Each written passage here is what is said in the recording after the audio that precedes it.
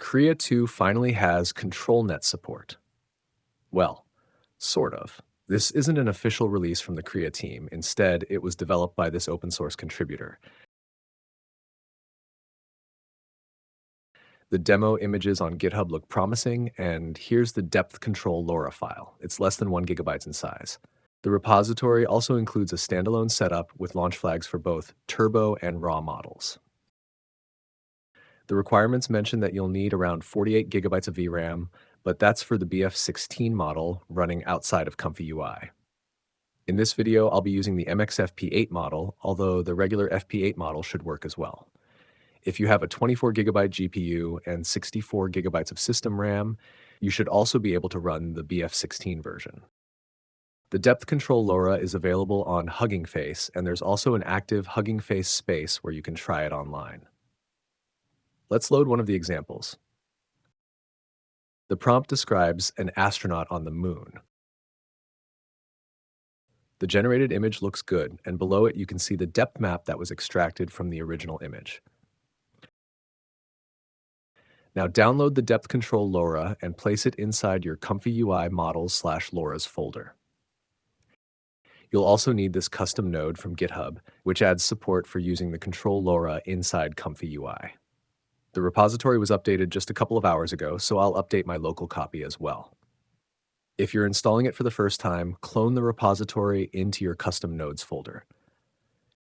In my case, I already have the custom node project, so I will enter in the project folder, run git pull to download the latest changes, and then restart Comfy UI. This is the basic workflow for the Krea 2 Turbo model, and after installing the custom node, you'll have these 3 new nodes. Place the Control LoRA loader and make the connection with the model. You can also have the style LoRA placed in between if you're using any. Then add the Control Apply node, which connects directly to the K-sampler.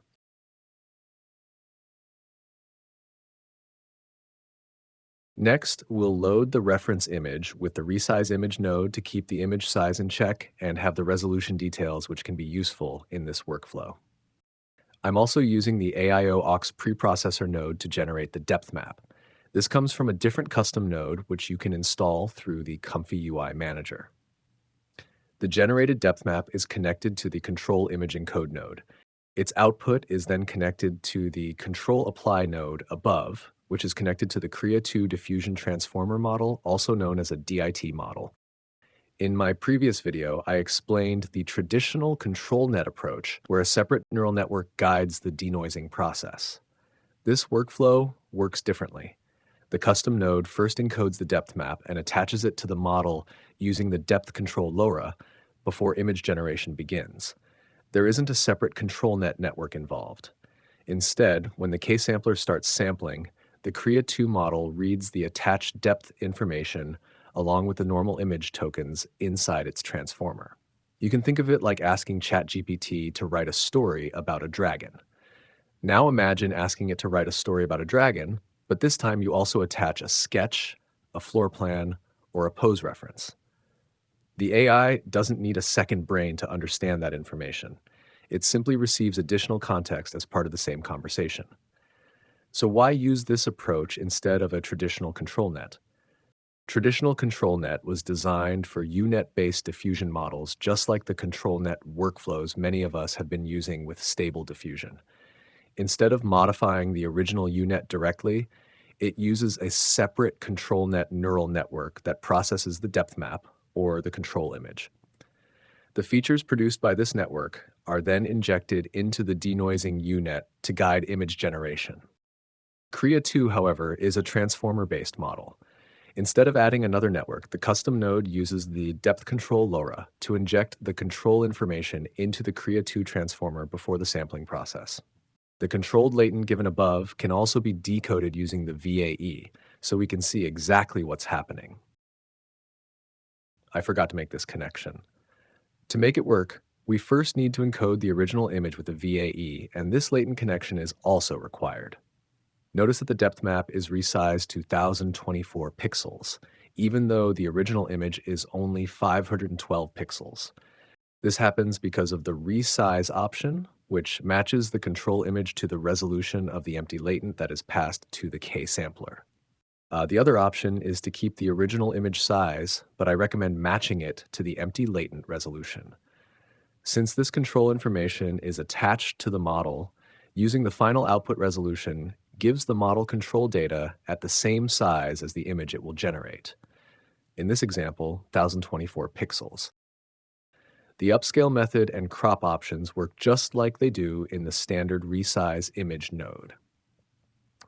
The channel mode setting depends on the type of control image you're using. For depth maps, the color doesn't matter. The useful information is stored in the brightness values. Selecting grayscale removes unnecessary color information while preserving the depth. However, for controls such as open pose, canny, and normal maps, you should use RGB because those control images were designed and trained in that format. The normalize option is set to none by default, and that's the correct choice for controls like open pose, canny, and line art, since those images are already in the format that the control LoRa expects. Depth maps are a little different. Some of them have very little contrast, making nearby and distant objects appear too similar. The per image min-max option stretches the brightness values so that the darkest pixel becomes black and the brightest pixel becomes white. This increases the contrast of the depth map, giving the depth control LoRa a cleaner and more consistent representation of the scene. The invert option is self-explanatory, so I won't spend any time on it. The batch mode option lets you process either a single image or multiple frames, which is useful when you're working with videos. And that's it. These were the settings in this custom node. As you've seen, this control LoRa doesn't work like the traditional Stable Diffusion ControlNet that most people are familiar with. Instead of using a separate ControlNet network, this custom node injects the control information directly into the Krea 2 transformer model. That's why we needed these additional nodes, and hopefully you now have a better understanding of what's happening behind the scenes. Make these connections so you do not have to adjust the latent size manually for different images. I've been using this control LoRa, and occasionally it may not follow the pose as expected, like it did in this example. In this case, changing the prompt solved the problem.